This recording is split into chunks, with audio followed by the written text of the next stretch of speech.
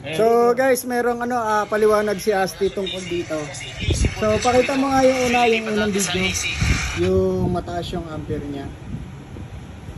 Ganito rin yung gamit niya. Alin? Hindi, stock to. 2 years. So yung ampere nito, Papakita ko sa inyo. pakita nyo. Pawagan mo para. Gepas Ito ko si yun. Paps, galing siyang Tarusa. Ayan ha. So nag-check siya ng ampere dyan. Ito yung resulta. Wala pa sunog. Bakit hindi pa nasusunog? So 2 years na yung Aero. 61,000 edo. Hindi Stock na nasusunog. yung Stock pa yan. sakit. Tapos yung ampere niya mataas. Gepas ko yung sinecheck lang. Yung sinecheck yung ampere. Forward mo pa. Ayan yung ampere niya.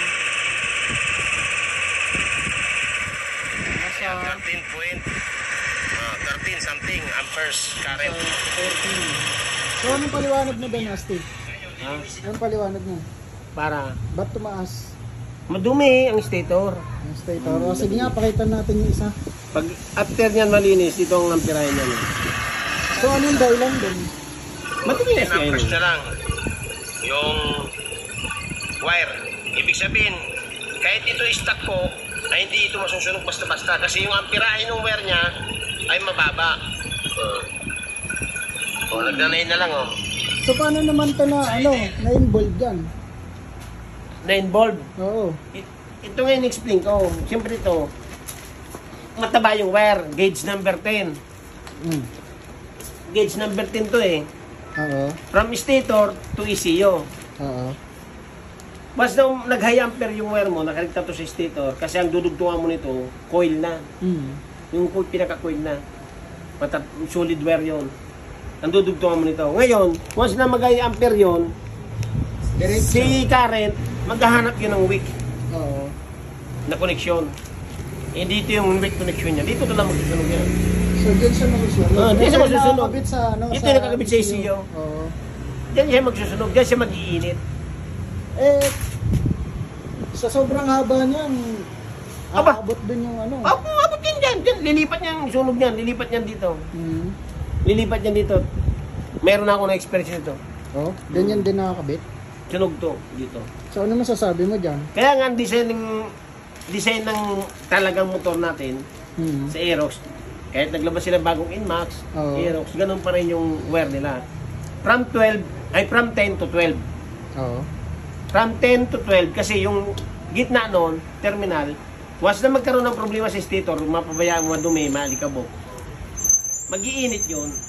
Ang iinitin niya lang yung terminals dito. Marami rin nagamit nun.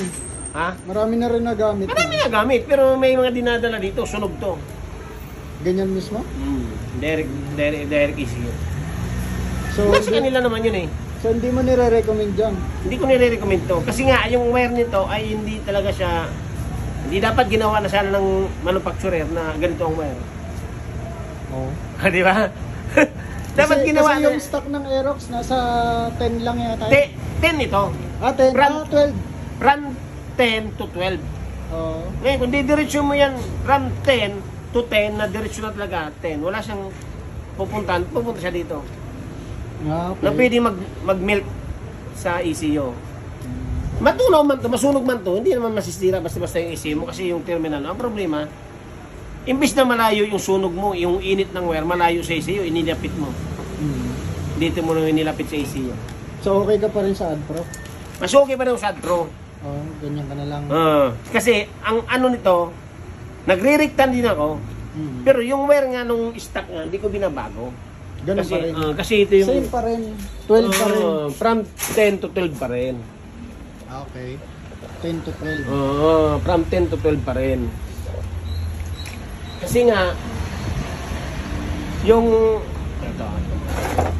Kasi pagka 10, sobrang kapal na nun. Hindi na siya direct hindi ECU. masusunog yung wire, pero sasakit siya. Ayan, direct diretso. ECU yun.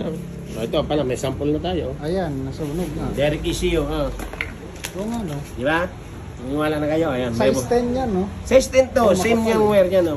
Oo nga. Parehas. Ito, nakadirekta to doon sa ECU.